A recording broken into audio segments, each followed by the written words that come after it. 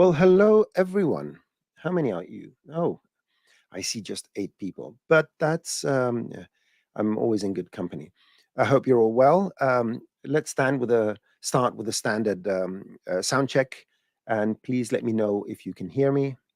I'm just waiting for a reply in the chat. As far as I know, there's some events going on, and people are scattered all around the place. If anyone can hear me live, I would appreciate if you comment. Let's see. Let's see. No one's commenting. I assume that either I'm not audible or no one's really there. So one more try. There we go. Yes. Thank you, Martin, for bringing me out of my insanity. And we have Dean posted the first question. We're going to get to that right after the mandatory housekeeping, and the crowd keeps pouring in. So let me quickly share my screen, and I'm going to paste some links as well in the comments. Which, where is that? Oh, there it is. I need to pick it from here. So if you want to get to this hub page, I would say, please click on this link. I'm going to paste it right down here, and it will bring you to the page that has all the other links that are important. You can go to the Maxon events page, this one over here, and you can go to the Maxon training team page, this one over here, where all these live videos are hosted after the fact, with timestamps and comments from our dear colleague and mentor, Dr. Sassy. And of course, don't forget to go to the Maxon YouTube channel, which I think, is there a link to that? No, but you can go nonetheless and watch great presentations and shows and live shows and recorded shows and whatnot. Amazing work from a lot of magnificent artists over here. And what else you can do is go to the Max on ZBrush channel and check out all the fantastic stuff people are making using ZBrush, and go and get yourself a copy for the iPad and play around on your couch. I hear it's a very comforting experience and very creative. Now, if you go to this link over here, the free t-shirt link, it will bring you to this page over here. For the month of October, the code for your free monthly t-shirt is the Rolling Cones. There you go. I pasted the link.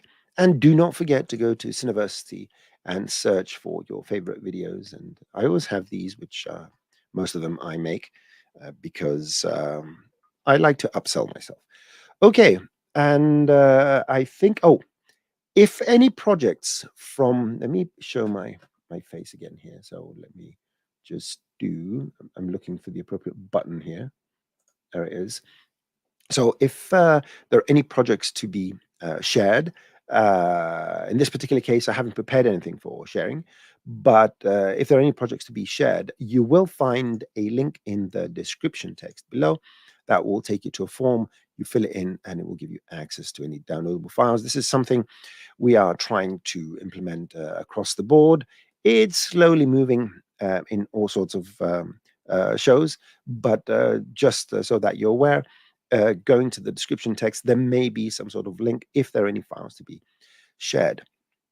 And with that, let's begin. I have a bunch of questions from our online question form. By the way, that question form is right there in that page I showed you in the beginning. Let me bring it up. So if you go down here, just scroll down and you go over here, you fill the form and you can ask a question. And yeah. So we have Cinema 4D 2025.0.1. I think there's an update to 0.2. I just stuck with this. I didn't have time to update. And I'm going to go to one question at a time, while I'll be scouring the chat for anything that starts with capitalized question. Because it's easier for me in all these comments, because we receive comments from both the Maxon Training Team YouTube channel and the Maxon YouTube channel, and there's quite a list of questions going on. So I am going to mark some for later. Now, I'm going to start with a question where someone wants to rig a spring. Now, I don't know how much of this question I can copy and create a banner for just to show you the question. I'm just going to paste it in, and it only allows me 200 letters. And let's show it. It says, I want to rig a spring that has hooks on both sides. A regular spring can easily be rigged using a helix spline, but I had to break the procedural workflow in order to add the hooks at both sides and so forth. So um, that's a very interesting question. Let me bring this. Let me bring this in. This is sort of a final version. That was because the file was saved. The original file that the user provided me was saved in the educational version. I do not have an educational version because although I'm an educator, I have the full commercial version. So this would be the model. This is the model actually that the user sent me, and it was a mesh. And although there's not a single approach to this, it all depends on the little details. I'm going to show you a way for doing it. And by the way, if anyone's wondering what I'm wearing, this is my last year's festive Christmas, my Christmas little jacket, because it's getting Christmassy, which means cold in my language. And we have this spring here, and this is how it works. You just get your controller, do this, and it's a spring. Now, it's not perfect because I only had but a few minutes to set this up. Now, this is using joints. Someone would say, well, it's a spring, or maybe we can use some sort of simulation and so forth. Again, depending on the situation, you may find different ways of doing this. Now, here is a number of a number of things you can do. The ideal scenario is if I had, let me just open the spring. This is the file I was sent. So I didn't have access to anything else. I didn't have access to the original spline to try anything else. So I thought, well, this is a very good opportunity um, to show you a method that can allow you to reproduce in a lot of cases, not all, but a lot of cases, a spline that runs through this object when you don't have that spline. Yeah, now it's not rocket science, but it may be convenient if you receive something like this, but you want to extract the spline. The reason I'm extracting the spline is I was in no mood to go and create joints manually by setting them in the center one by one in the center of the volume of this, this cylindrical sweeping shape. So I thought, well, if I can find a way, and it's a hack, like everything is a hack in our industry. So I start by saying, okay, I'm going to select one of these splines over here. Well, sorry, one of these edges. So I'm just double clicking here. And because the loop selection stops at these poles, it allows me to select one spline that goes all the way down. Now, again, it's not perfect because it winds as it goes down. Now, what I'm going to do with this is I don't like the position of this. It seems to be, here it's on the outside, here it's on the inside, and it could potentially cause some issues. So what I'm going to do here is I'm going to make a copy of the object because I'm going to go and destroy this one over here. Now, keep the edge loop selected. I'm going to go and select all my polygons, and I'm going to right click and go to my normal transform and do a normal scale. This is going to scale each polygon where its normal is, and it's going to sort of average out any neighboring polygons. And just dragging to the left here, you just need to go fairly low. Now, again, it's not perfect, but what's happening here is that let's put this on X-ray mode, see if we can see inside. Yeah, it doesn't look good. But while I'm doing this, you can see that the polygons are going closer and closer to the center. So I need to select, I have all the polygons here. And let me go back to my tool and just right click, normal scale. I'm just scaling them down. I'm just being patient about this, and I'm just dragging the number until they become somewhat of a straight line. Now, the reason I'm doing this is that our original selection, our edge selection, it still exists. But because now all these polygons are tight together, that edge selection is going to be close, not perfect, but close to the center line. So that said, let's go to the edge, and you'll see here's my edge selection. There it is. It's not perfect, but it's closer to the center than it was. And now I can go to the mesh and do an edge to spline. So here's my edge to spline. Now I can hide this.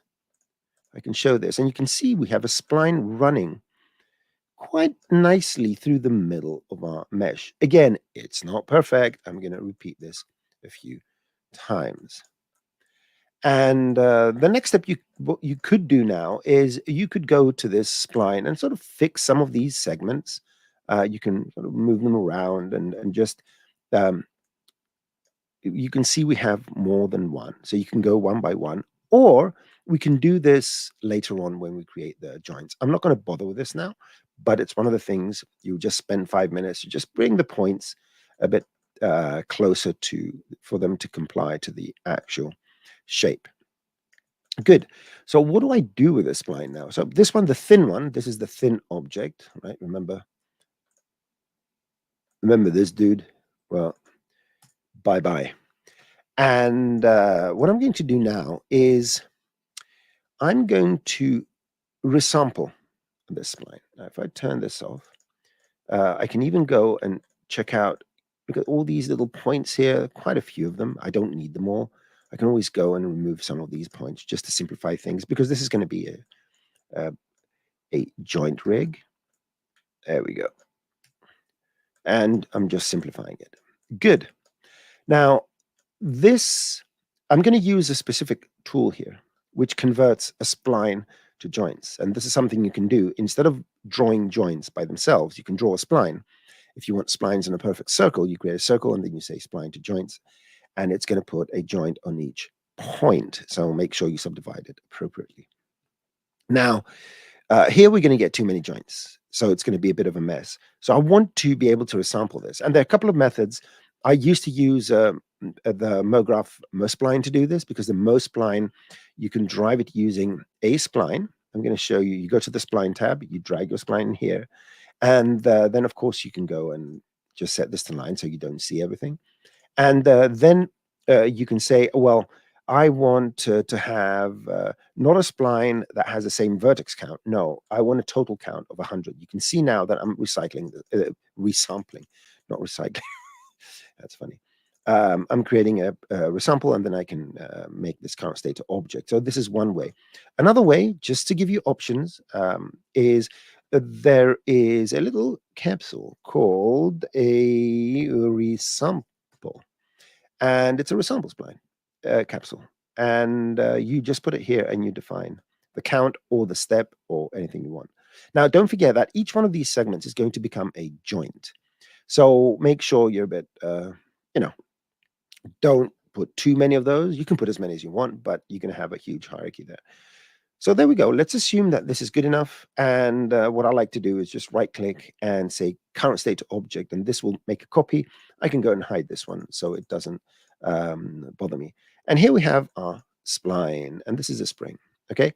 Now you could go and fix these points, because now you can see we have fewer points on this spline, and it's much easier to go and let's move this little bugger over here. And yeah, it looks okay. Maybe I need to move these points. Always use your orthographic views if you want to do things a bit better. Now it's time to just think of valleys and forests, and allow your hand with a very small part of your brain to sort of focus on what's. That's what I do, right? I can do these things without thinking. I can do these things while I'm talking, having a discussion. I haven't tried cooking while I'm doing this yet. I don't know if that's going to work. Oh, we have that extra point. You can see it's bending there. Maybe I do this and I do that. It's one of those other 5-minute jobs you can just do. So why am I doing it if you're going to do it? And there you go. We have our little spline here that will be the way to build our joint hierarchy. And yeah, that looks okay. Select this, and now let's go to the character menu, and let's go to the convert, because we're converting one type of object, the spline, to one type of object, to joints, and it will create this massive hierarchy, right? So just to keep things invisible, or temp. I used to name this temp, make it invisible. Everything I don't need currently, I'm just going to stick it here and close it. So, oops, I want the spring because I'm going to use it in a second. So we have all these joints here, all right? I think we hit the limit of joints we can do. It only joins up to 100 elements. So let's undo a few times. Let's undo a few times and go back to the resample. So that's why you keep everything. And I'm going to resample this, get rid of the joints, and I'm going to resample this again into fewer points. So I'm going to make it 100. There you go. That's good enough. Again, right click, can't say to object, create the temp, and oh, I already have the invisible. And put the most spline, put this one in here, and let's just work with what we have here. So the spring and the spline that's going to become joints. Character, convert, spline to joints, and we have all these joints now over here. Fantastic. Now I can hide this. I don't need this anymore. I need the spring. Invisible. Yeah. Go in there, you, and put this on top, or hide it, put it on a layer. You know how to do that stuff. Now, I want to create a very simple control. So I will middle click on a parent, selects all the children, right? So everything is, believe me, everything is selected. If you want to see them all, just go and fold all. There's our hierarchy. It's a fairly long one, goes down 100 children, but middle click will select everything. You don't have to do that. And with this selected, go to the character and create an IK chain. And it will do all the usual, put the end here, add a goal, and do that nice stuff. And now this is my little springy doodle. Excellent. Of course, you can do, the way you can set up the rig is you can start it from here and end it here. It's all up to you. Again, it's little tweaks. The final piece of the puzzle is I do have a little workflow suggestion. Let's assume that you want to move this joint without it affecting the other joints. You select it, you press L for the axis tool, and you move it. There you go. I'm going to move it down. There you go. So if you do that, you move it without the children. So let's go and do the same here. If there's something in front of it, you can control or command on the Mac, right click. It will give you a list of things under your pointer when you clicked. So again, press L, move this up. And I think that's good enough. Yeah, but you get the idea.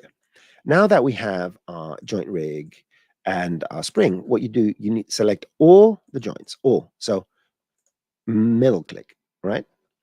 And then control to select the spring. And you go to the character and you bind with the default settings. It's going to do some half a second operations. And now this has been bound, turn off X-ray, to those joints. I can make them invisible. I can use this to make my little spring do that thing. Now, again, if you spend more than a few minutes, you will get this to work a bit better, fix your joint joints to be correct, but you can see that it's pretty interesting. You can do stuff with it. And we started all this just by a mesh, by using a mesh object. We didn't have a spline and all that. If you did have the original spline, it would be a bit better made, but you understand the principle. Now, I'm not going to do anything using simulations with this. I didn't investigate any simulation methods. I assumed this was more for an art directable project. But yeah, in any case, this will be a way to create your spring. Good. So let me go and check I'm going to bring up my anxiety always comes in when I'm not looking at my feedback monitor, and I think to myself, was I showing my screen, or was everyone just looking at me, like this, talking to myself and looking at the computer? It has happened. It has happened. Historically, we know this has happened. So before I lose my train of thought, which is something happens many, many, many, many, many years ago. See, I lost my train of thought. Got the joke. Um, I'm going to put my screen on. So let's go to the comments and I'm going to browse for any questions from here. So let's see. Okay, I'm going to reply very simply to Dean's question. The last live stream, divide and conquer example, is there a way to color the particles the same as the trail splines being generated? And was it live stream? Yeah, I was showing a method about uh, something I call divide and conquer, which is particles moving and then turning and so forth, and had a little trail of particles. Let me show you what I mean, because just opening a new window right next to me. I am here. I'm looking at my other one of many monitors, and I want to go. I need to remember where this stuff is because I have too many files here. And if you give me a second, ooh, there we go. 3 project files, and I think it's called divide and conquer something. Divide and conquer. 1 second. Do. Why can I not find? I've been finding this every single time, and now I can't find it. Maybe because I don't have it alphabetically. Let's see. Where is it? Up, down, left, right. Is that how I named it? One. Oh, there you go. Left, right, up, down, divide and conquer. Whatever. So this is the setup. So you run this and the particles move and turn. And this was just to illustrate that we can use now the new turn functionality to create right angles. So the question is, first of all, can I colorize the tracer using the particle color? So you have particle color and colorize the tracer. And the answer is not, no, at least not directly. That is quite unfortunate. The way I've colorized this is I've used a fracture object with the generated spline and in explode segments mode, and I'm using a random effector with color set to on, and it's just colorizing the splines, and it was just for the viewport. So what I did do in a quick tip, if you go to search for the quick tips and search for trails, I did a method that allows you, instead of creating splines, and I'm going to do a little bit of um, a diversion here.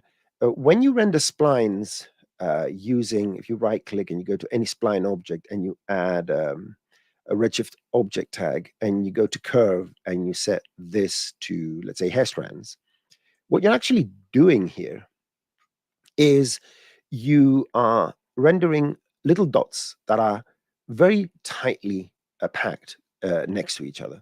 So the spline here would be rendered by dot, dot, dot, dot. You can emulate this if you take the spline and you clone very, very small spheres on this. And if you put them tightly together, you create sort of a line. And that's the method that internally Redshift uses to render hair and stuff so fast. It's just little dots. And what I did in that quick tip, go and watch it, is you create trails not by, and the trails, because you can create them using the reproduce. If you go to simulate and bring up the reproduce emitter, you can create a static particle as the particle moves around, or even more than one. And if you put them tight enough, you will create a situation where it renders just like a spline. And you can have colors, you can have gradients because the colors can change, and they can have all sorts of other things.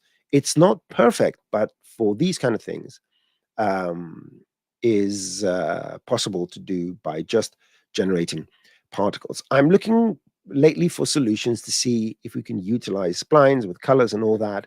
I haven't found anything which is close to, a simple production method. So yeah, that is the reply to that question. So we can't use the particle colors to, that was a very long way to say no. So let me go down a bit, and then we're going to pick one from the list. Hello, everyone. Hello, everyone. Let's see. Okay, let's test this out. From Paolo. Hi, Paolo. How can you clone an object on the axes of each object of a group? Let's investigate this. That's a good question. And I think I did. What did I show? When did I show it? I showed it in a training I did the other day for a company. So let me just remove my face from there. And let's look at what Paolo means. And I'm going to show you a couple of ways to implement that. So number one, you have a group of objects. You have your cube, your sphere, and your cone. These three characters just appear in my story every single time. So let me just select cube, put it here, put it here. And then this is a group of objects. And we want to be able to use a cloner to clone another three objects, which will be, let's get a figure, okay? I want a figure on top of each one of those three shapes. And because I want to make them a bit more visible, I'm just going to change their display color. There you go. And how do we do that? Well, let me show you one little trick here. First of all, this would work. Let's forget about this for a second. And let's assume we had another cloner with a little cube. This is the preamble. And this cloner was cloning in a radial fashion. There you go. So I have this number of clones. For whatever reason, I want to be able to clone on the axes of each and every one of the clones of this cloner. So I'm going to call this source, just so we remember. And this is going to be the cloner. We want to clone the clones on the axes of these objects. If you take this cloner, you set it to object mode. And in the source, you use the MoGraph object. Initially, you're going to get, for every, on the surface, you're going to get a distribution on the surface because it's surface mode, okay? So each little cube is going to generate little figures and put them on the surface. There's a special mode in here called axes. The axes is actually what you're looking for. The axes mode finds the axes of each and every one of the clones. And the great thing with this method is that you can create any number of clones that clone all sorts of different things. Let's say cylinders and whatnot. Cylinders on X. I mean, who would have thought that? And all you have to do to change the number of these two clones is just change the source. And this allows you to do things you can't do with one. Sometimes you need to update, but this allows you to do things, this axes mode allows you to do things. So let's go back to the original question now. Okay, that is all nice and cool, but I want this guy to clone on the centers of these. Well, if we take these three objects, I haven't tried this, but in theory it should work, and get a fracture object. A fracture object generates a MoGraph object. And it applies, if I go to the fracture and you go to transform and put, let's say, indices. Oh, it's one object because it only has one object underneath. There you go. Just do that. And you can see if you wanted all of them to be under the null, you have to say, I think, explode segments.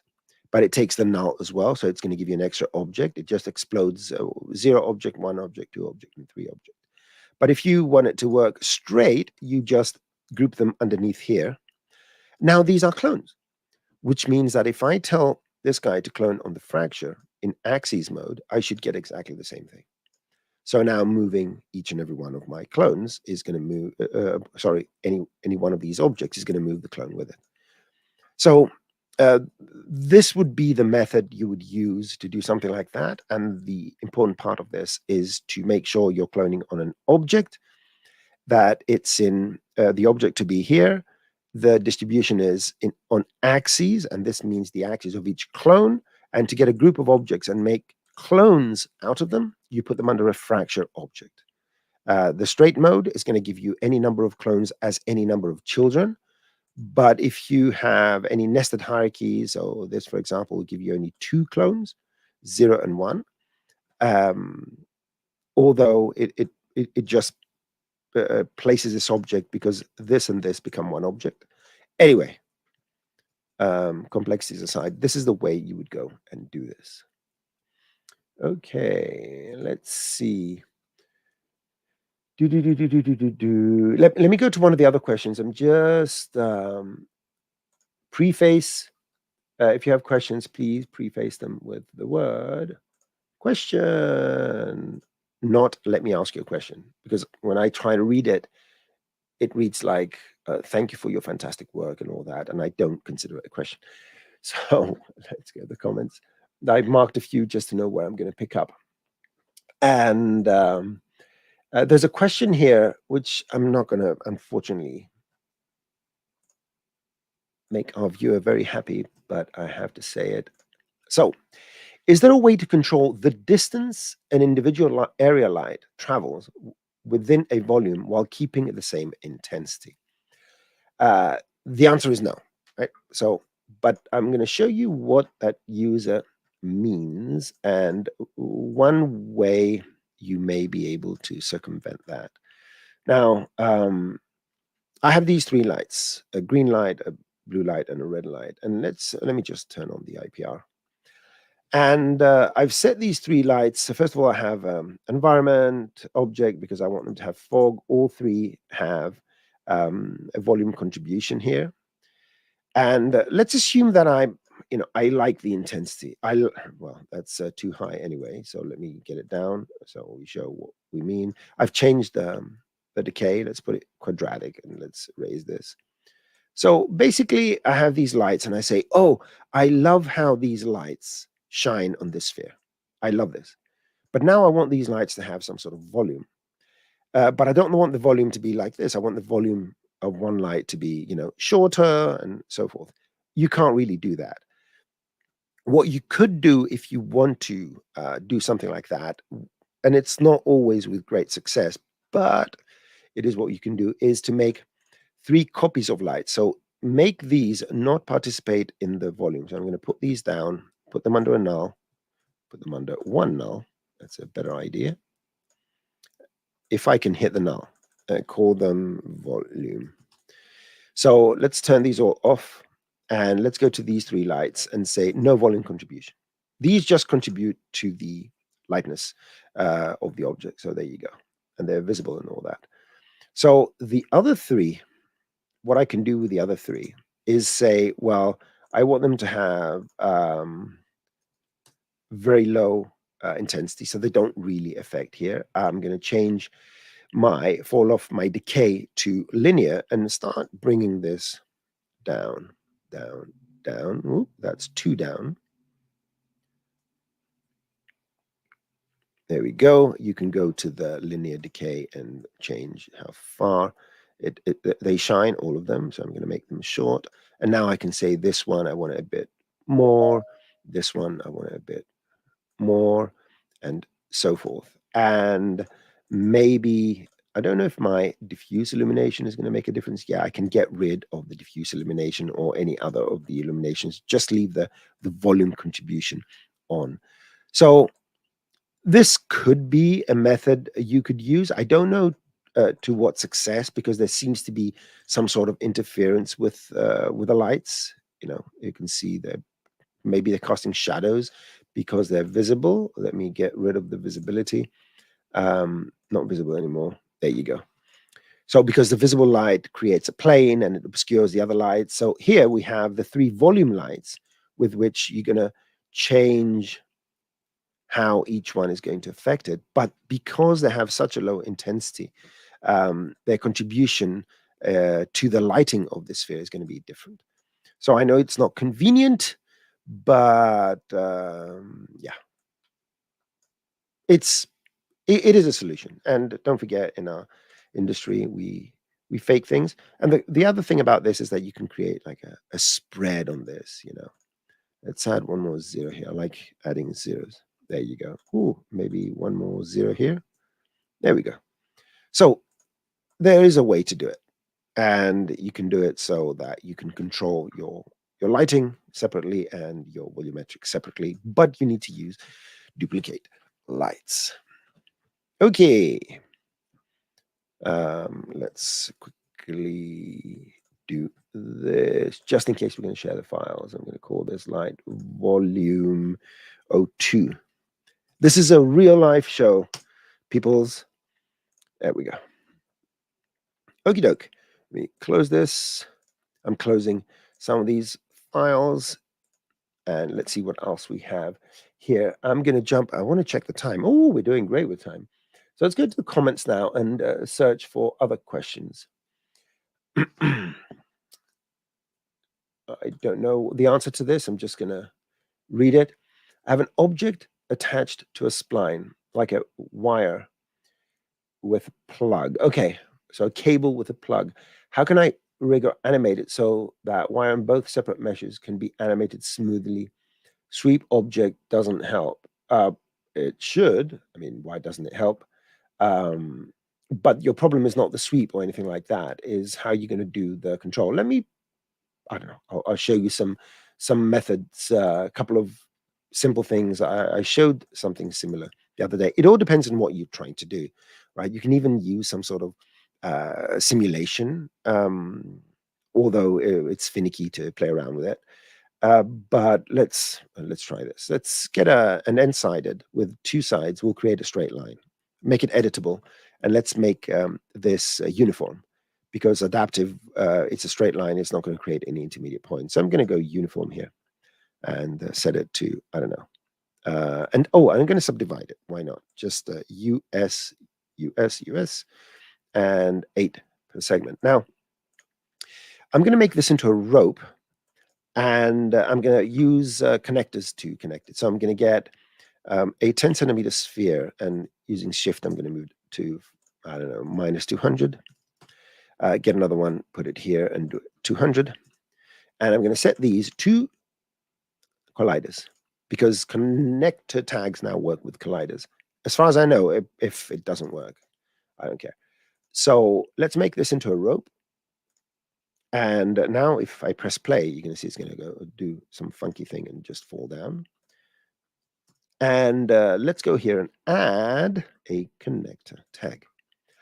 Now create and increase, set this to update live and increase the distance so we can get some of these connections. Now, I think it's inside. What's going on inside there?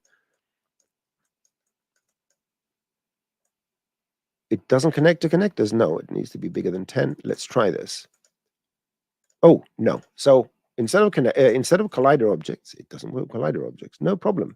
Select these two and set them to rigid bodies. There we go. So now let's go and create this. There we go. And turn the live on, and let's make this a bit less. So yeah, we're just touching these two. Now, if I press play, the marbles are going to fall down. No problemo. Select these two buggers and go to forces and just say follow position, follow rotation.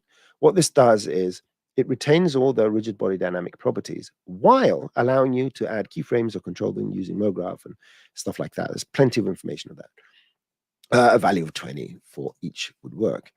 So what do I have now? Well, I have this. The rope is pulling down a bit. I can go and increase this to 100 and 100.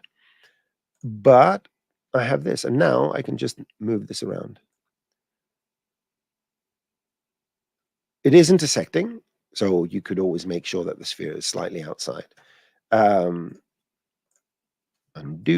put this back where it was.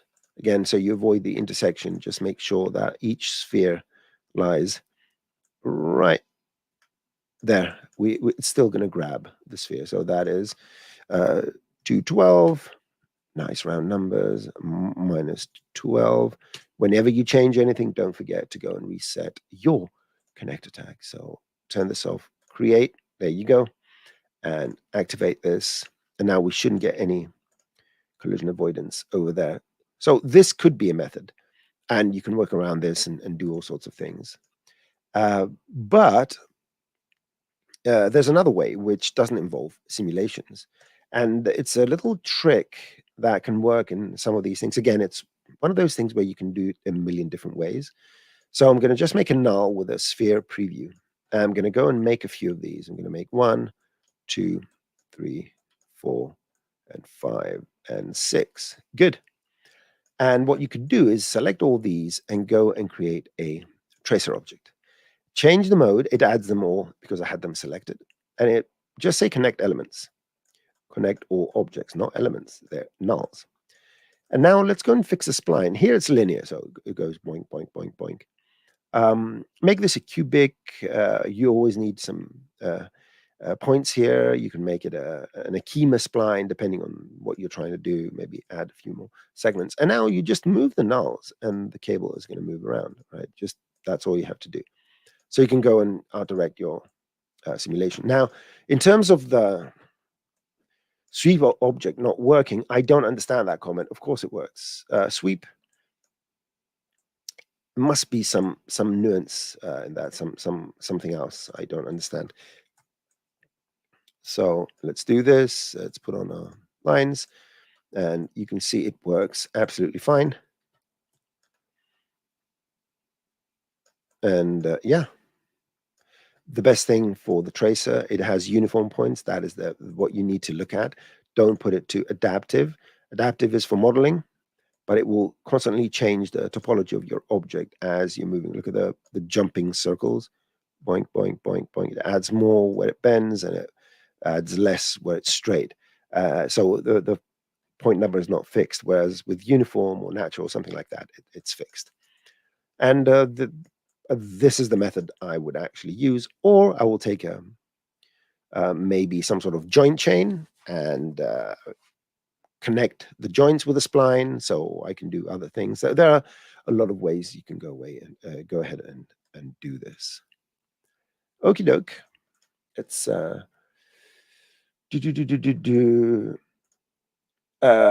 you show how to put liquid in a glass cup? No, we don't have liquids. You can fake various things. You can check some shows, fake liquids that Lionel Visidomini did last year for, I think, demystifying post-production, but we don't have a fluid simulator. You can fake various effects, but we've shown quite a few of those in the past.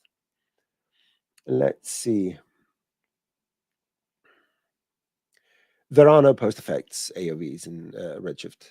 In order to do that, you take your beauty pass and your final render, and you go to your compositor, and I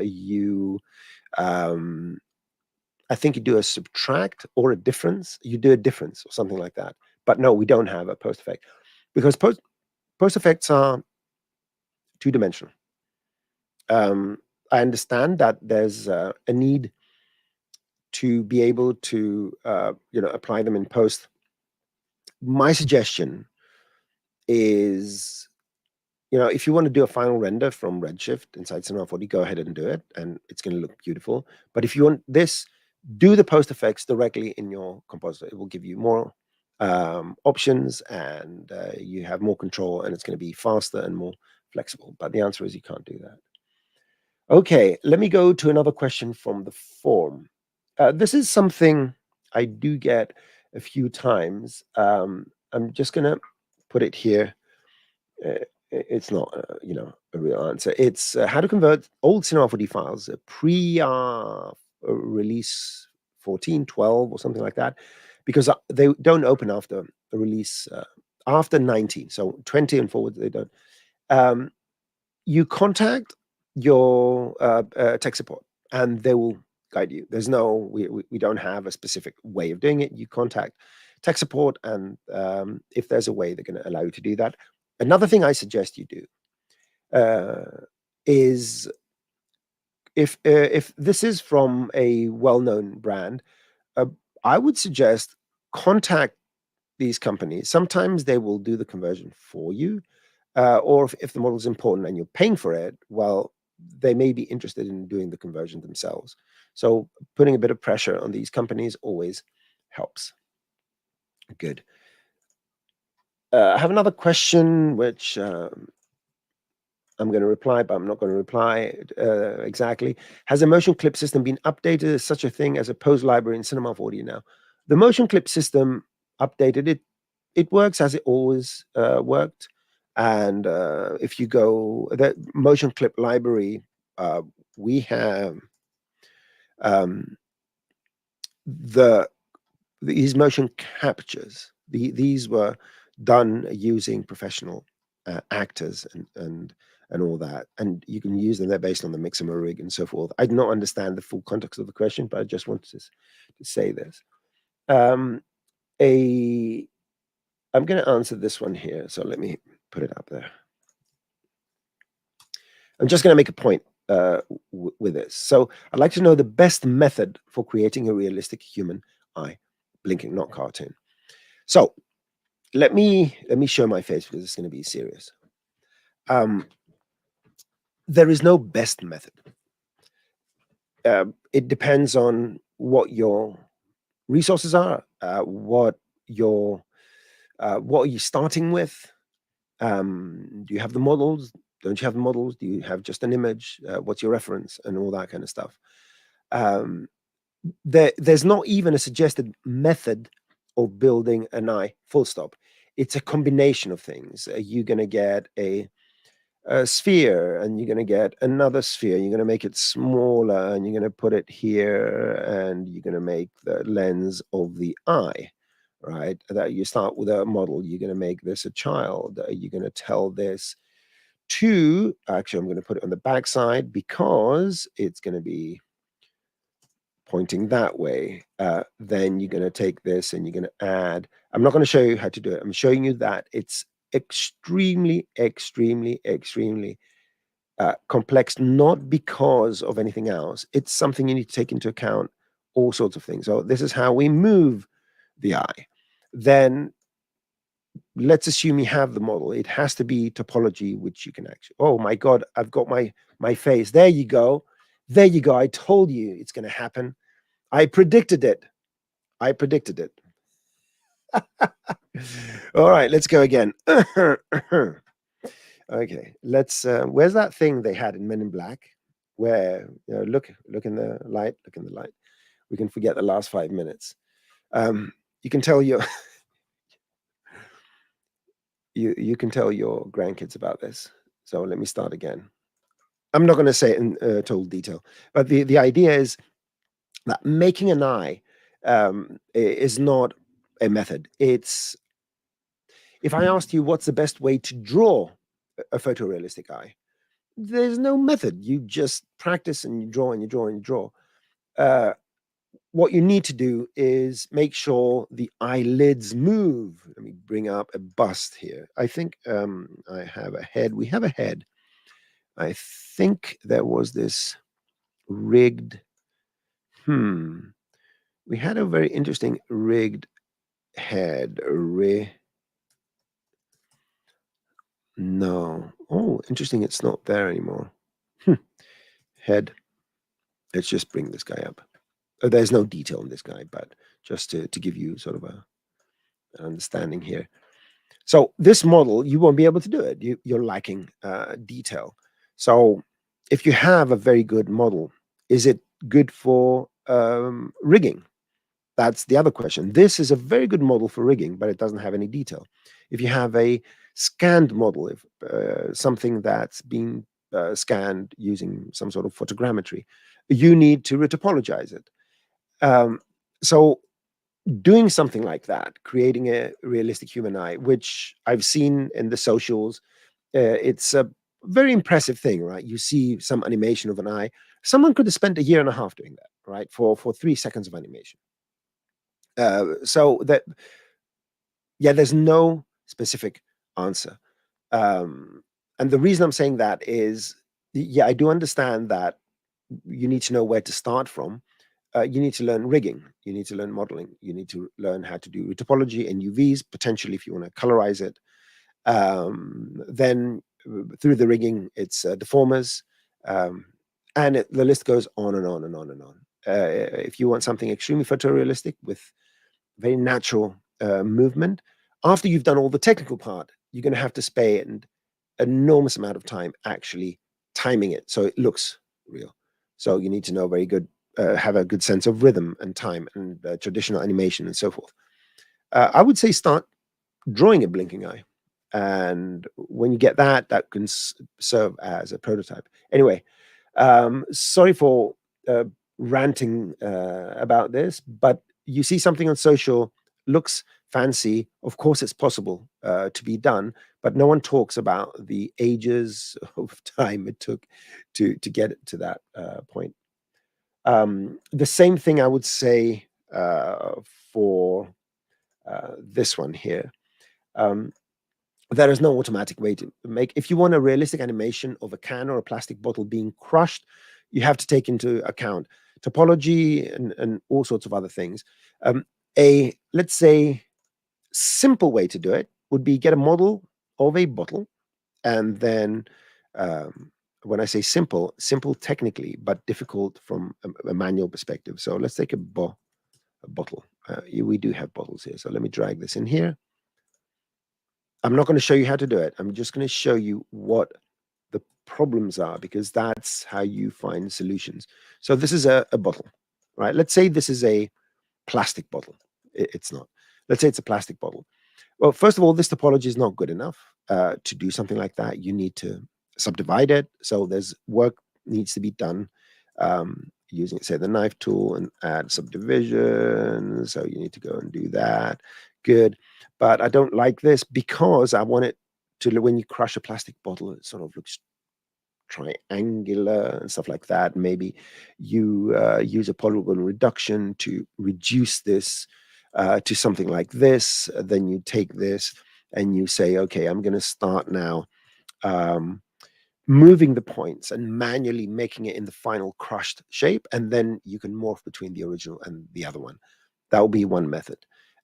Using simulations, cloth and all that, you could get to a certain point, but it's not going to look natural. It's not made for that.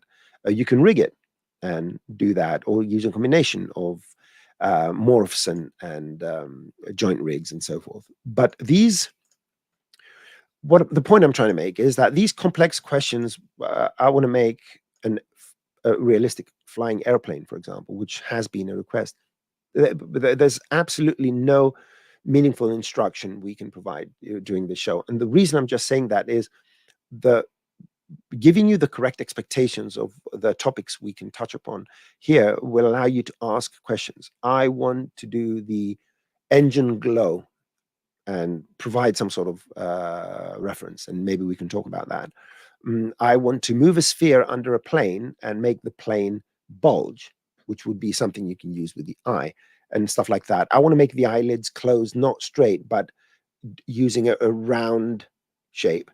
Those particular questions, those would be questions that we can get to and reply. And sorry for wasting your time, but these are things that we do need to talk about so you can get a response on something you're asking. Okay, here's another one which I'm going to reply to, and then I'm going to go to the chat. Okay. I'm using Redshift Render. I want to transparent objects to have shadows and light reflections on the ground. I would assume we're talking about caustics, if I'm not mistaken. And if it's not, then a bit more detail. But let's go and do some caustics. I'm going to very quickly, because we have new caustics in 2025.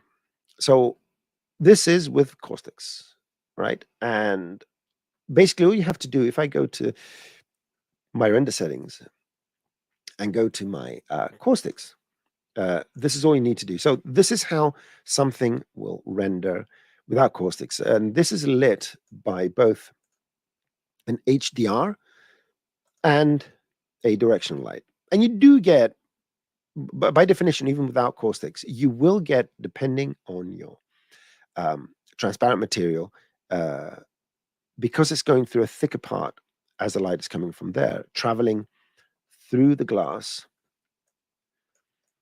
If the light is traveling this way, it enters here, it goes through the glass and exits here. So it has to go through this big chunk of glass. whereas over here it goes through a thinner part of glass, which is this thin. Therefore, you get this very, very light shading. I think it should be visible. But we introduced brute force caustics, and you just enable them. That's it. Now you're getting that extra little, the light bending through the glass and converging. Now there's one little issue with this. It works very well, but you need to throw tons of samples at it, so it will be slow unless you're using a very large light source. So if your light source is a dome light or something like that, it will resolve much faster. Whereas if you have a light source that's fairly small, like an area light, the smaller it is, the longer it's going to take, because Redshift is a path tracer. So it has to find the lights, and the chances of finding a small spot in the scene are lower than having a light that's coming from everywhere. And the only thing you have to account for is intensity. So that's why you just need to let it cook for longer. But other than that, one more consideration you need to remember when you're dealing with glass, especially modeled glass objects, is in the globals, your trace depths, right? This glass looks a bit dark here. This is always a telltale sign. And you can go to the refraction and say, I want 36 refraction. Nothing will happen because you must always increase the combined as well. So 36 is a bit too much. Let's put this at 12. But you need to increase the combined because the combined is how many you need to add from all these. So here we have, let's say, 4 plus 12, 16, 17, and 16, 33. Total raise combined 6. Now, let's raise it to 12, and immediately this is going to light up and give us a much more plausible result. So don't forget and play around with these until it looks good or bad. There you go, 7. 6 is dark. 7 is a bit lighter. 8, there we go. So first play with these. Then you go here and say, okay, total just to save a bit, maybe 11, 10. Oh, this is getting a bit. Add a couple just to make sure. Is this going to change? No. So go 1 down, and this is the amount of raise you need. It just makes things render a bit faster. Okay. So let me go to something in the comments. We're coming towards the top of the hour.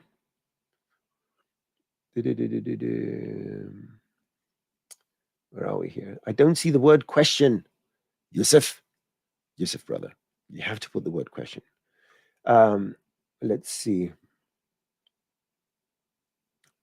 I'll put it on and read it here. I'm using a vertex map with a cloner.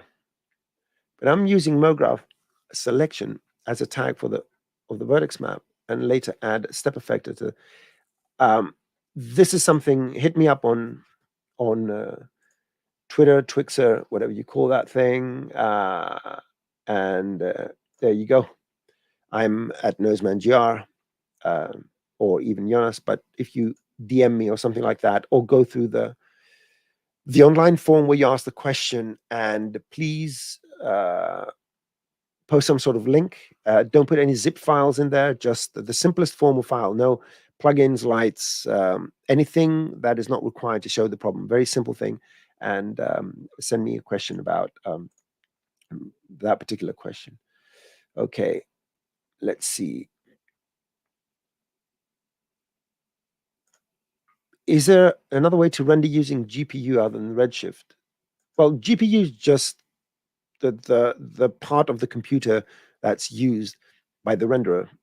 Most renderers now have a GPU component to them, but we always suggest Redshift. Why would you want another renderer for GPU? Redshift is fantastic. Yay.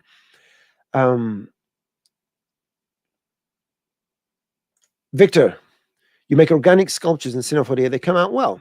I'm happy with them. Will I need to switch to ZBrush?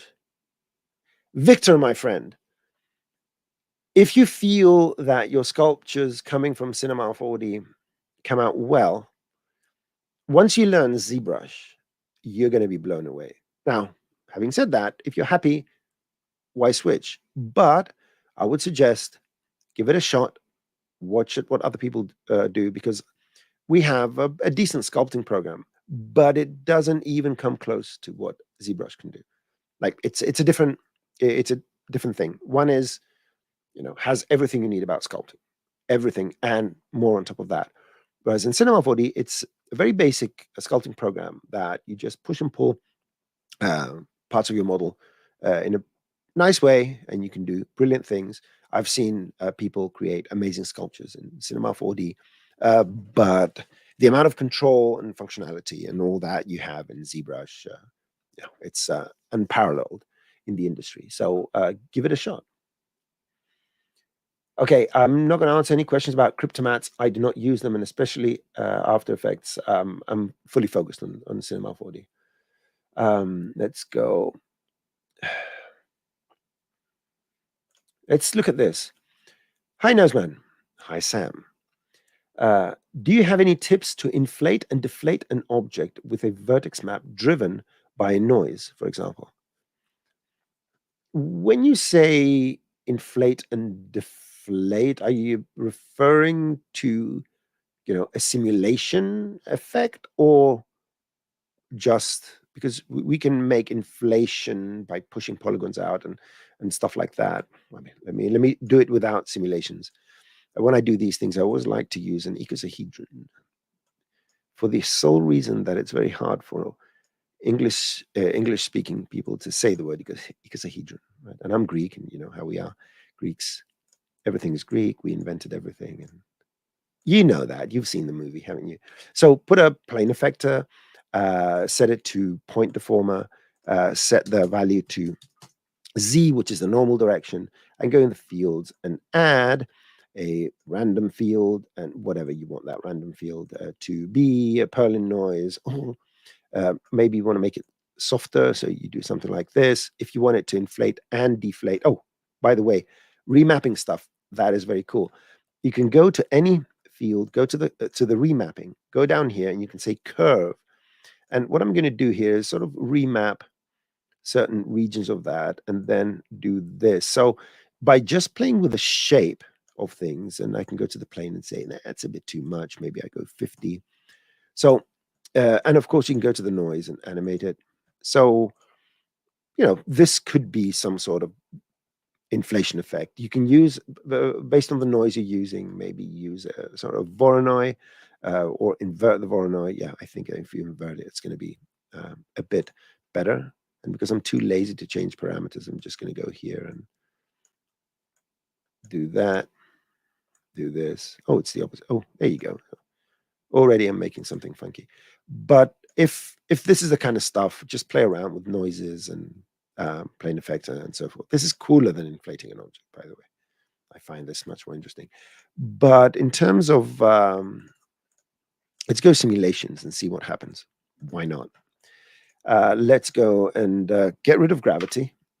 Go to Scene, Project Settings, Simulation, Scene, Gravity, 0, just so that nothing falls. And let's go and make this a balloon. Well, a balloon is nothing more than a cloth object with a balloon parameter on, and pressure of 1 is atmospheric pressure. I'm going to inflate it in, let's say, 5 frames with a pressure of 2, and it's going to go boink. It's trying to do its little thing. It's trying to inflate. Maybe set this to 15, so it's not that fast. Oh, the reason we got the folding is the following. I need to go to the surface and make sure that my thickness is smaller, so the points don't collide amongst themselves. And I'm using too many points. I did that for the deformer. And for simulations, I've been advised to use quads. I don't know why, but they will create a nicer result. There you go. Now I can go here and add a vertex map. In the vertex map, I can add a random field, remove the use the form points when the object is going to deform. And let's put one of my favorite noise here and make it bigger. There you go. And let's use this in the balloon. So it's only going to balloon in the areas that have a certain value. Oh, the other thing is always make sure you have enough stretchiness when you're using balloons so you don't get the stuff to fight.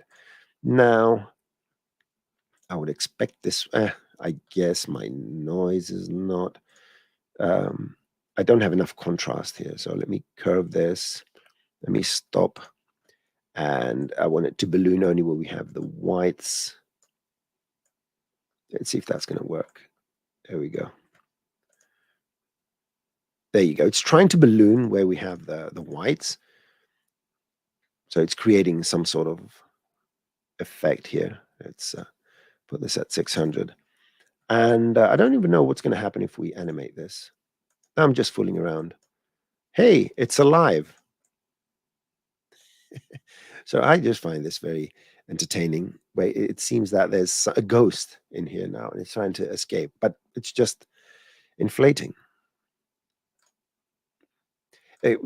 Don't tell my boss, but I just do this and I call it research because it's fun sitting around and doing these things.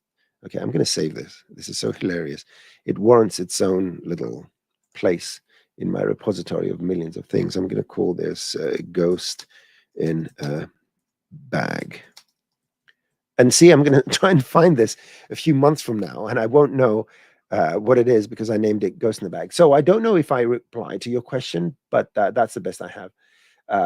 Yeah, for now. What is this question? After a rope wiggles a while, is there a way to make it snap or return back to original straight state? You would use, let's try this. It's free fall time. I'm just going to do stuff and see if they work. So let's, right, look, I'm going to do it in a different way. I'm going to take this and rotate it and scale it, move it up. Let's move it up and let's put a collider on the floor so I can catch it so it doesn't fall all the way down and turn it off, make this into a rope. So just so that we have simulation and rope, simulation and rope. There we go. So just going to do this and it's going to fall. There you go. And may even tell it to have some sort of uniform. So we have intermediate points. It's going to, good. In order to bring it back to original position, all simulation objects have the mix animation tab. And basically, for something like this, where you want it to happen smoothly, you would turn on with force. And what this is going to do, so if this is like the follow position, follow rotation, you can see it's not moving, it's not going anywhere. And what this is doing is, let's first of all set it to 0. Or set this to 0. There you go. And I'm going to go to frame 60 and set this to 0. And then go to frame, I don't know, 89 and set this to 1. And now it's going to go to frame, fall down, and then whoop, it's back in its place. And what this does is basically the mix animation forces each point, because each point is its own little simulation entity. It tries to force the object back to its original position, which is exactly what you requested. The way by which you do that means that with pins, it's going to be pretty abrupt, but with force, every point gets its own little wind. It doesn't go, it goes, So each point is going to get a little wind, and it's going to in the direction of where it needs to go because it remembers where it comes from. It's going to go, and so each point is going to return there. And depending on the strength you have on in that keyframe, that particular keyframe. So if I set this to 10, I think it's just going to go a bit faster. Boink, right? So you can control this. Excellent. What's the time? We have a few minutes. Don't you all agree? We have a few minutes. Inflate. Okay. Let's see. I'm not a master of ZBrush, Mr. Dog. just or Mrs. Dog. Uh, sorry. Uh, hey, dog. I'm not ZBrush. Just in case people are missing, it's because magic dog. Uh, so I don't know how to refer to dog. And just check out ZBrush. They have amazing shows, and Ian has been doing a ton of stuff, and they show it in every show that Maxon goes live and so forth. So anything that has to do with ZBrush, I'm not the best person other than to tell you that it's absolutely fantastic. Okay, is there a way to see HDR images in Cinema 4D before you load it? Yep. Well, if you go to any HDR image, what we're going to do here, if we go and bring up the picture viewer can open any kind of file. So you can open files in here if you don't have you don't want to use another software. So if you go to any of these HDRs and you double click, it will open in here. So double click to see it. Oh, I like this. And then just drag it in here and it will create your dome light with that thing. So double click. Okay. Let me see where we are. The ZBrush and C4D, we have Go Z.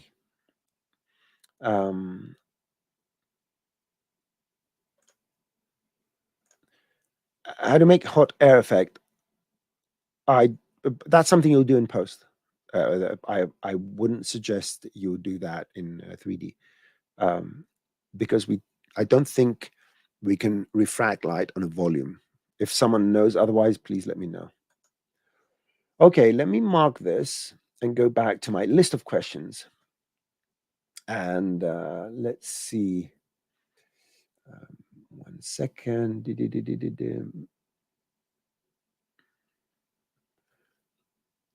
Oh, this is an interesting one, which I do want to say so that people do not get confused with something.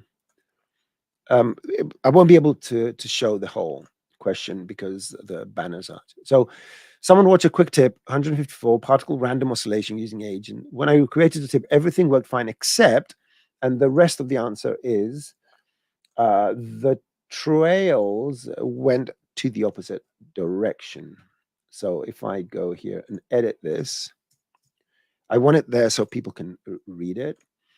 The trails, the trace trails, started in the opposite direction and so forth. So the reason this happens is, and this is something just to be aware of it, when you're using particles, so here's my particle setup, just the basic particle emitter, right? Now, if I emit some particles here, and then take the particle group and move it, rewind, press play, emit some particles. Nothing seems to change, right? But there is something going on in the background. So let me put it back in its original position and let's get the particle group and trace it. Tracer. So everything works fine. Lovely, I'm tracing particles. Now I'm going to take the particle group and move it. And watch this. The traces happen here. The reason is the following. The dots you see here are just a representation, the particle dots, of what's happening in the GPU, right? The GPU holds the data. When I move the particle group, the GPU has no idea of that. It's not, because it's not a particle parameter, it has no idea. You would ask me, well, how does a tracer know? Come on. Well, in order for the tracer to work, there's an extra operation that happens, is that it demands from the GPU, give me the points because I want to trace something. Don't leave me hanging. And the GPU returns those points to the tracer, but the tracer, because it's Cinema 4D object, knows where the group is and adjusts accordingly. While we're still looking over here, what we're looking at here in the middle, these particles, these are not in Cinema 4D's RAM. They exist in Cinema 4D's RAM only as far as the tracer is concerned. Now, after all this very complex and what you need to do is make sure that your group is always in world coordinates and then cache them. So if you want to be able to move them around, do your simulation and then move them around. But if you've moved the particle group, whether on purpose or by mistake, you're going to get your traces going in different directions. So I assume this is what happened to the user, and this is how you avoid it. Okie dokie. Let me see. One more question from the list. Um, it's not. It's going to be one of those answers, which is not really an answer. Um, okay, but I'll give you some tips. Could you demonstrate how to create a toothed timing belt that spins, allowing each of its teeth to be visible as they move around, similar to how individual chain links rotate? And what is the best way to do it? Well, this is one of those tricky ones. It's not a particular setup I would personally do. I wouldn't do this. I'm not even sure I will do this using simulations. Simulations are great when you want that natural motion. You're not going, I guess, extremely close, or the procedurality you want. With things like timing belts, if you want them to be nice and tight, if you're making a chain around a neck which flips and flops around, that's fine. Little cable here, that's all good. If you want accuracy, you're going to have issues because of the technology. Now, if you were adamant about doing this, some solutions, let me think about this. Let's take a tooth. I'm going to make a very quick tooth, make it editable, a timing belt tooth. I'm a specialist in timing belt toothies. Before I do this, I'm going to go and do a loop cut. I'm going to go and select this and this. I'm going to extrude them a bit. Then I'm going to go down here, scale it. So let's assume that this is one of the teeth of the belt. I can always go here and sort of bring them in a bit. I'm just doing these for the overlap. Now, what I can do with this thing, and again, the tooth belt is not like this, but this is my interpretation of a tooth belt. All right, leave me alone. Now let's go to object mode and move the axes on top. Let's go to tools, axes center, top, execute. Good. So everything is nice and zeroed out. Now let's create some sort of belty thingy, right? Let's assume,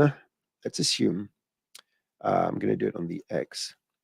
Let's take a rectangle and let's make it longer. Let's go and do a rounding. Let's round it all the way. Now I'm going to make it editable because I think we have double points somewhere around here. Yeah, we do have double points. So I need to get rid of that other double point. I'm not sure Optimize works with splines. That is something I'm not sure about. It does. Hey. So let's see. Are we good here? Good. And it's closed. So we have single points. Now let's go and create a belt. Recipe for disaster. Yeah, do stuff like that live. We pride ourselves for taking risks. There you go. Make it wide. And we're going to use MoGraph. And we're going to clone the tooth on the spline. And we're going to set it to even. Good. And I want to transform these. Now, you can transform them here, or you can just go to the raw points of the object and start moving them until it looks the way you want it. And it's usually not the first way you're going to try and rotate it. It's always the third way or the fourth way. There we go. Just going to do this 90 degrees and 90 degrees. Let's go here and let's increase this. There we go. So we have a timing belt. So what I would do would be no simulation. No simulation would be harmed. Now, one of the tricks you can do to create these seamless turns, using textures are going to hide them, but you can also play with the model a bit to the point where, press S, you can smooth out some of these edges, round it maybe, just make it a little more of a detailed model, or bring them in a bit. Like here, I can scale this on the Z-axis and go and see if that fixes it a bit. There you go. So now it's not that visible. We have the overlap, but add a texture or so and lighting, nothing will be visible. And what I would do is, if I were to create a gear, let's go and get a cogwheel. Let's put it here, and you find the number of teeth. Yeah, this is too fast what I'm doing. It's definitely not going to work. You go here, you select the number of teeth you want, depending on what you're trying to do, and whatever, and use Espresso to link them together. And linking them, the cloner, when you're cloning on a spline, allows you to offset things. So you can offset these. And by knowing the distance of the spline, how long it is and how big these are, you can sort of play around. You can let me show you how you would go and do this, because it is interesting sometimes if you want to fake things. I'm going to make these, both the teeth and this, rotate in some sort of similar way, right? And it's going to be full eyeballing. It's going to be so much eyeballing you can't even begin to imagine. So I'm going to set this to 300 frames. We're going to do the mother of all eyeballs today. So I want to move this way, and let's move it by full rotation, 390. I don't even care. So this is a speed by, and it's accelerating. Now I want to synchronize the belt with this. And it seems like an impossible task. Not for eyeballing, I'm telling you. It has served us well for the last 2 million years in over our evolution. So we didn't always have extrude tools and all that. We had an eyeball. I'm going to go to the cloner, and I'm going to use Espresso to change the offset. So I need to go positive to make it rotate this way.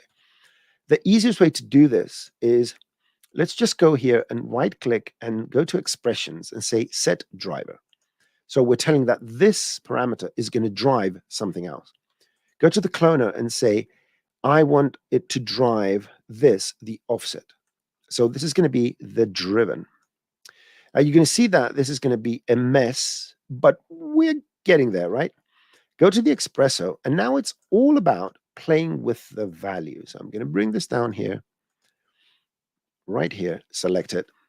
It's all about this, 0 to 360, mapping to 0 to 100. Now, remember, this was rotating in the negative. So let's just make this negative. Or there's a reverse, right? So the reverse is going to give us the reverse correlation. Okay, so this is moving too fast, as far as I know. So let me set it to 10%. Okay. Maybe we're getting somewhere. Maybe 15%. Maybe 20%. And now we go 21,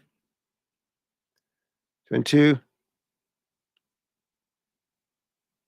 Mr. Eyeball wins again. And because these are linked, these parameters are linked, whatever value I set here is just going to propagate. So why simulate it when you can fake it, right? I mean, there's a certain pleasure that comes with this thing, doesn't it? And it's all just, yeah, eyeball. Of course it's not perfect, but who cares? Just go change the number, go, maybe you should animate them both, but using Espresso is even, I think it's 22.1%, 2%. Yeah, why don't you spend the rest of your lives finding exactly what percentage it is? If you make a good animation, no one's going to be looking at these details, but I think I sort of nailed it. But this will be the way to go, because the relationship is the same, right? It's just about finding the little number. And if you're a math genius, just go and calculate it. I'm sure there's a correlation between how fast they're moving on a certain distance. You want, within a full revolution of this, to move this by the same amount as this amount of teeth. I gave you the solution, just 17 teeth. So for every 360 of this needs to move the distance that it fits 17 of these. That's the algorithm. There you go. Okay, it's approaching the bottom of the hour. I don't think I'm going to take, unless I'm going to skim through and quick play before rendering the current frame batch farm render. I don't know about so this is a question. I don't know, but in 2025, we have a little button here. If you go to the settings, it says force pre-roll. Uh, I'm not sure if it's been applied to the queue or anything like that, but the force pre-roll, it will do, it will evaluate everything, everything. It doesn't do that in a smart way. It just brute force goes frame by frame and plays the simulation or whatever you're doing, MoGraph and all that, and to that frame and then renders it. Whereas if you force the pre-roll, that's what's going to happen. Without the pre-roll, Cinema 4D tries to be smart about it, and things with simulation and so forth are not going to work. But anyway, try this. Force pre-roll. Okay. Overlapping meshes. All right, I'm not going to go in other questions. Oh, I like this one. I literally thought you were teaching Blender. UI looked like Blender. Why would we be teaching Blender? Right? You can teach yourselves whatever you want. We teach Cinema 4D, but I take that as a compliment. Mr. Wazagi. Yeah, so I'm starting to become a bit straw-brained. I think it's a new condition where my brain turns. See, I wanted to say turns, and I said trains. Anyway, uh, yeah, my brain turns into straw because it has absolutely no other capacity other just to fill the inside of my otherwise very brainy head.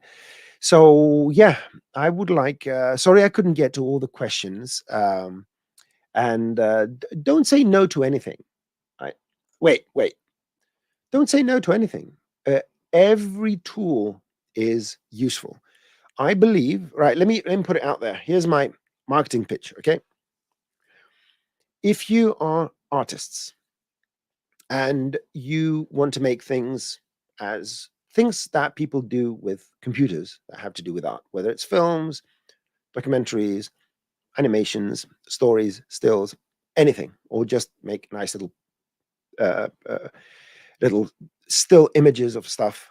Um, and if you want to start a business with that, you can buy a run-of-the-mill gaming computer, the one cheaper than the one you would buy to play high-end games, right? You get a subscription to Maxon One and a subscription to Adobe, and you can run a business. There's no ifs, there's no buts, there's nothing. You can run a business. You can make beautiful things. You can make money. You can live a comfortable life. Uh, of course, there are other ways to do that. But if you think at the initial investment, I believe that someone that wants to have this huge suite of software and tools and all that, and you look at the value, there is no other business. If you want to start a hot dog stand, the permits alone are going to cost you more than the value of a Maxon One and an Adobe license. So, as far as I know, from that point onwards, you choose your own tools. A lot of studios use tons of different software to do what they want, and we are here to help you learn Cinema 4D and all our Maxon One products and Redshift and so forth. And on that note, I would like to thank you all for hanging out with me. As always, I feel in great company when you're around. Thank you so much for your great questions. And any questions I reply a bit critically, don't take it critically. No, I'm actually giving you a pathway forward so you can ask the questions in a way where I can use it to help you, because that's what I'm here for. So break things down and ask your questions so we can show you slowly how to build up to that skill level where you can do anything you can imagine. So, um, thank you very much. I'm going to switch to that ending screen now. There's a QR code there. Scan it. I have no idea where it takes you, but just try it. Anyhow, enjoy the rest of your week, everyone, and to the approaching weekend. We will see you soon. We have more shows next week. And again, thank you very much. Bye bye.